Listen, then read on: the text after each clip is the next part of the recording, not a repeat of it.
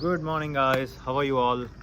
I'm back again with one more new video. So today we're gonna talk about how to you can lose a weight with a simple 10-step process. So I'm gonna explain you in 10 simple steps.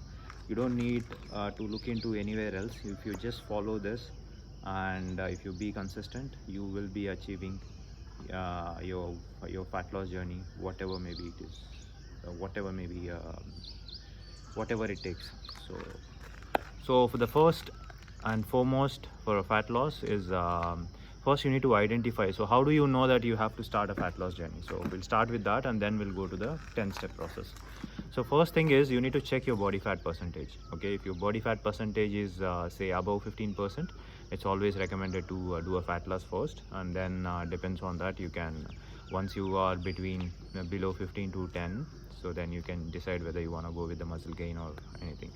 This is for the men, and for the women, if it is above 22%, then better to do a fat loss first and then you can start the muscle gain. So once you know the fat percentage, then you can start the fat loss journey. So first of all, understand this. So the first step for a fat loss journey is you need to be in a calorie deficit. That means you need to consume less energy than what is your body is required. So your body weight changes only based on the energy balance. What is energy balance? Every human body requires certain kind of energy. Okay, so it will be what is basic energy required to do a basic functions of your body and all the activity you do in a day. So if you put together both of them, that's the total energy you require it.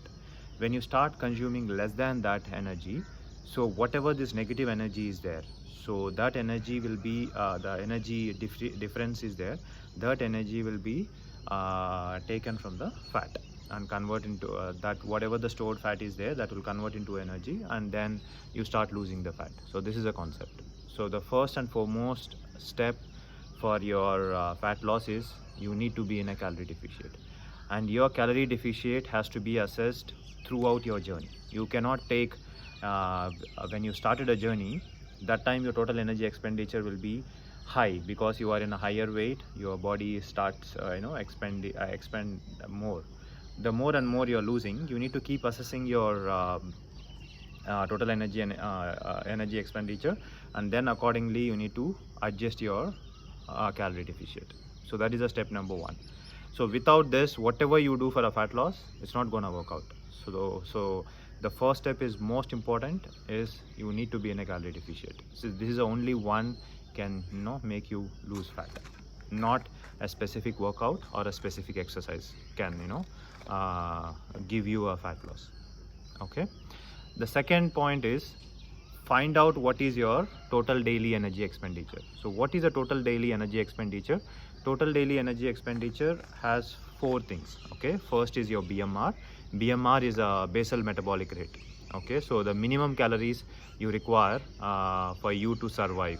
Okay, even you do nothing, so if you just sit on a couch for morning to evening, so 24 hours, so the minimum calories your body is required, that's called a BMR. So take it, if I give you example, say you have a car. Okay, even if you put it in neutral and switch on the engine, you still need some energy, right? The same way even human body requires some kind of energy. That's a BMR. The second one is a activity. So in activity we have two kinds of activity. One is exercise activity thermogenesis, and another one is non-exercise activity thermogenesis.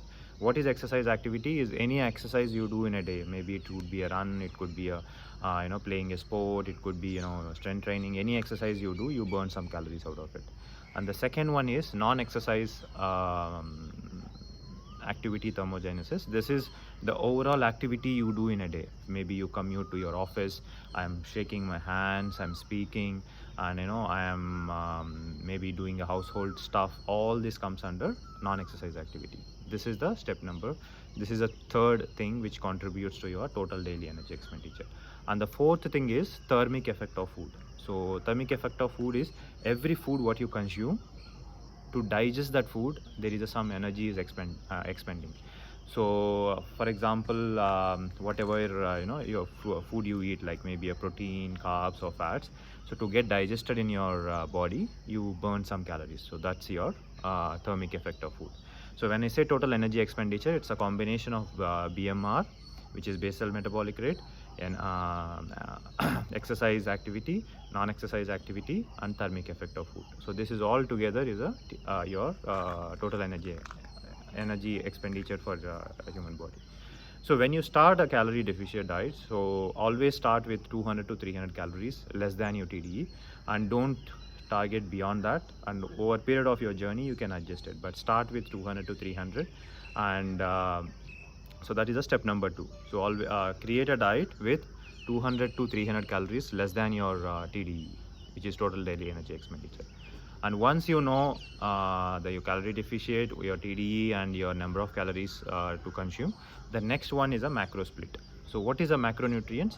Macronutrients gives you the energy. So macronutrients is nothing but the food we consume will give you the energy. Okay, so the food what we consume is called as a macronutrients. These macronutrients are mainly into three types. Okay, one is proteins, fats, and carbohydrates. So these are the three main macronutrients, and also you have water, you have fiber, and you have alcohol. So these are the overall macronutrients, but the three main macronutrients are proteins and carbs and fats. Protein and carbs, so as I told you, food has energy. That energy is calculated in calories. Like how you calculate energy for a car is petrol will be calculated in liters. The same way our energy what we get from the food is calculated in calories. So proteins and the carbs has 4 calories per gram of food what you consume, and fats has 9 calories of per 1 gram. Okay, when you create your diet, make sure that you need to follow a proper proper macro distribution. So what is the recommended macro distribution is protein you need to take 1.2 to 1.6 grams of your lean body mass. So what is a lean body mass? For example, when I say your overall body mass, your overall body weight consists of your lean body mass, which is lean body mass is nothing but your muscle mass, your bone weight, and your all the blood weight, and all the whatever is there, and then you have a body fat. So this all 4 together is your total body weight. When I say lean body mass is your muscle weight, your bone, your overall structure, and your blood, all the weight is together is lean body mass, and on top of that you have a body fat. So that is your fat percentage. So when I say lean body mass, you have to remove the body fat from your overall body weight. Okay, so for example, say a person is in 100 kgs, he has 20% of body fat. That means how much is a body fat weight is 20% on 100 kgs is 20 kgs. So 20 kgs is his body fat, and remaining 80 kgs is his lean body mass. So when I say my protein and fat requirements always has to go with the lean body mass. The main reason why you have to go is over a period of time, when you keep losing a weight, your lean body mass almost like it will be consistent. Maybe small plus or minus it will happen, but it will not drastically change. So it will give you a clear idea. So you don't need to keep changing your protein and fats over a period of time. So as long as you stick with lean body mass, you don't need to worry about it. For example, if the person has a high body fat, you don't need that much of protein or that much of fat in real. So what is the macro distribution is 1.2 to 1.6 grams of protein into your lean body mass, and 0.6 to 0.8 grams of fat into your lean body mass. Apart from this, so apart from the rest of the calories, you can adjust it. You can take everything from the carbs, or maybe you can do a mix and match with fats, protein, and carbs. Depends on your eating habits. But the one important thing is make sure that you hit minimum protein requirement, and make sure that you hit minimum fat requirement. So this is the step number 3, 4, 5. Okay, so protein, take 1.2 to 1.6 grams of lean body mass. I'm telling you in kgs. And fats are 0.6 to 0.8, and rest of them can be carbs, or you can adjust however you want it. So this is a macro distribution. So once the macro distribution is done, the next step is your exercise. So make sure that you do a strength training. Okay, why do you need to do a strength training? Especially whenever you do a fat loss journey. So as I told you, if you create a calorie deficit, you're gonna lose a weight. Okay, whenever you do a calorie deficit, if you don't follow a proper macronutrition distribution, what happens is your body will be look for the energy. Okay, the maximum energy stores in your muscle. Okay, the muscle, and then it goes to a body fat, and then there is a water percentage. If you don't follow a proper nutrition, and if you don't do a strength training, what happens? There is a chance of muscle loss. So the more muscle you lose, the overall BMR is going to reduce. So the more BMR is less, that means your body has to adopt with the lower calories, and you can't enjoy your overall diet, because the less and less food, it is difficult to sustain it for a long period of time. So especially when you do a weight loss, so don't focus on losing a weight. Your focus should be losing on the fat. Okay, so how you can do it is, you need to make sure that whenever you do a fat loss, you should not lose your muscle mass, and you should only focus on losing a fat. This will only happen when you give your body enough protein and you do enough strength training.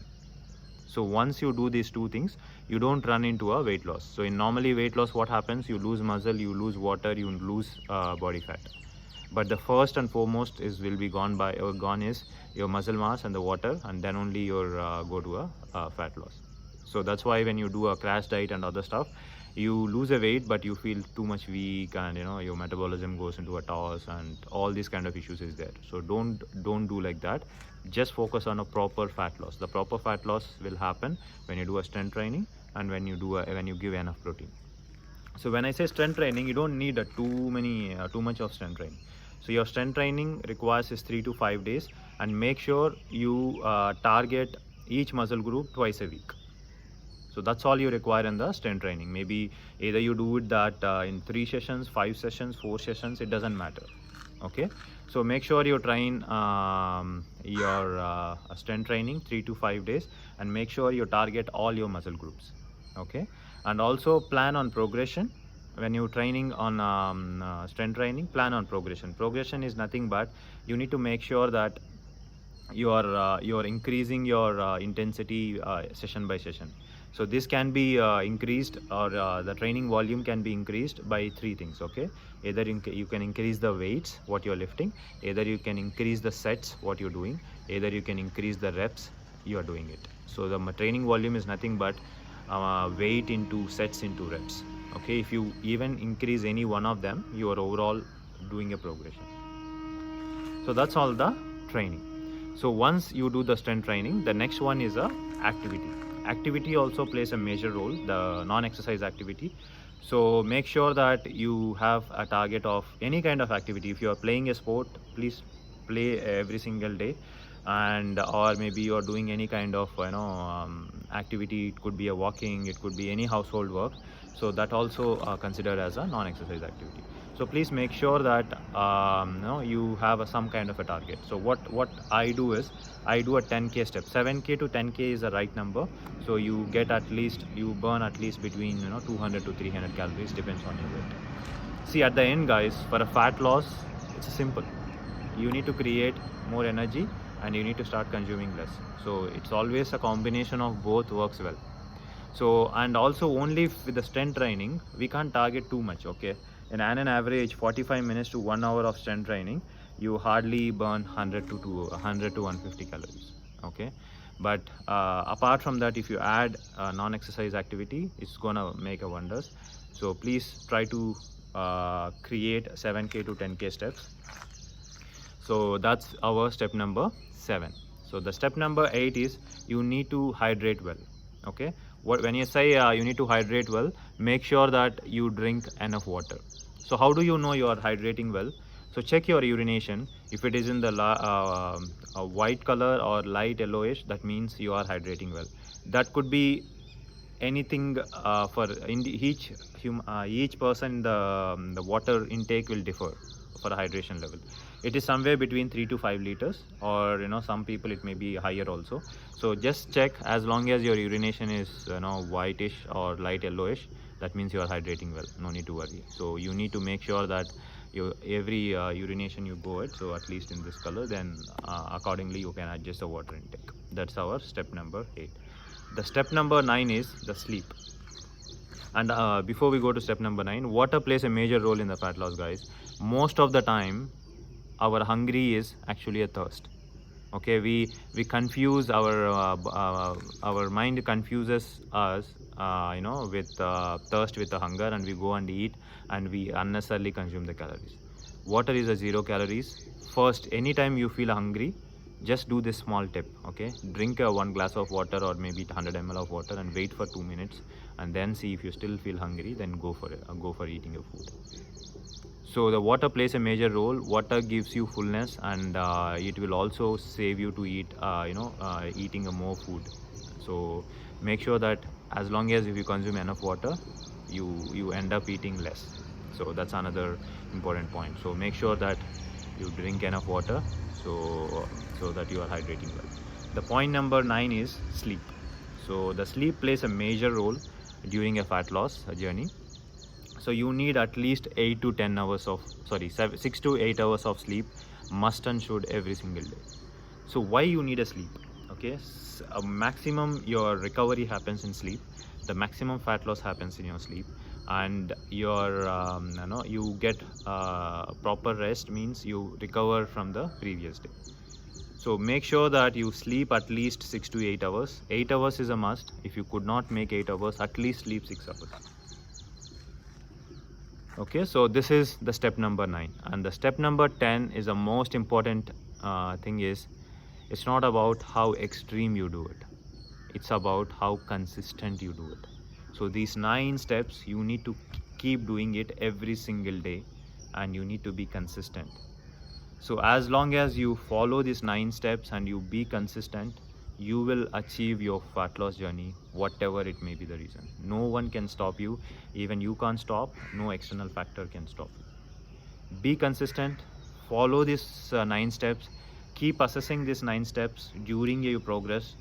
Don't stick with the same process what you started, and if you are throughout your journey, because you need to reassess this plan and try to adjust your your calorie intake. All that you need to keep adjusting it.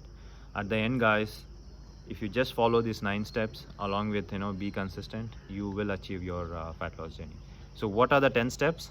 First thing is, be in a calorie deficit. Second thing is, calculate your TDE and start consuming 200 to 300 calories less than your TDE. A third thing is, have enough protein, 1.2 to 1.6 grams of protein into your lean body mass. And fourth step is, so have enough protein, enough fat, which is have a minimum fat which is 0.6 to 0.8 grams of into lean body mass. And step number 5 is, have rest of them you can have it in carbs, and also you need at least 25 to 35 grams of fiber. So you try to take that from your diet. And step number 6 is strength training. So make sure that you train at least 3 to 5 days and all the muscle groups twice a week. So that's your strength training. And step number 7 is, have a non-exercise activity. So maybe have a target of steps 7k to 10k steps. So that will give you that additional benefit of eating high calories till you can lose weight, and also it will give you that the extra, you can sustain the overall diet for a long period of time because you're burning little more calories. And step number 8 is, drink enough water, hydrate well. And step number 9 is, rest well, sleep at least 6 to 8 hours. And step number 10 is, be consistent. You will reach your goal, whatever maybe it takes. So that's all, guys. Hope you enjoyed it. Hope you like this the whole video, and go through the each step, and do let me know if you have any doubts in the comment section. And I will be back again with one more new video. Till then, bye bye, take care, guys. And please share this video with your friends and family, and please help me to spread the right knowledge, and hope this will help as many people as possible. See you guys. I'll be back with one more new video. Till then, take care of yourself.